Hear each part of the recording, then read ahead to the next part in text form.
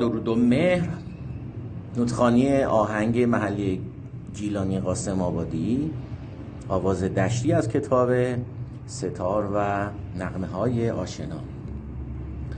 لا لا سول فا سول فا، لا لا سول فا سول فا، لا لا دو لا سول فا سول فا، لا لا دو لا سول فا سول فا، لا لا دو لا لا دو لا لا دو لا سول فا سول فا، دو سی دو لا دو سی دو لا دو سی دو لا سول فا سول فا، فا فا لا لا سول فا سول فا، فا فا لا لا سول فا سول فا، لا لا دو لا سول فا سول فا، لا لا دو لا سول فا سول فا، لا سول لا سول لا سول فا سول، سول فا سول فا سول فا می فا، لا دو لا دو لا دو لا دو لا دو لا ره دو سی لا، لا لا سول فا سول فا. به تکرارها برگشت دقت کنیم.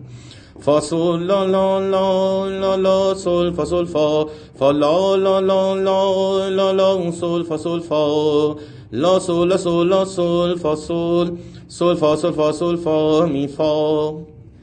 ملودی خوانی کنید، نوت خوانی کنید، بنوازید و لذت ببرید. شاد باشید.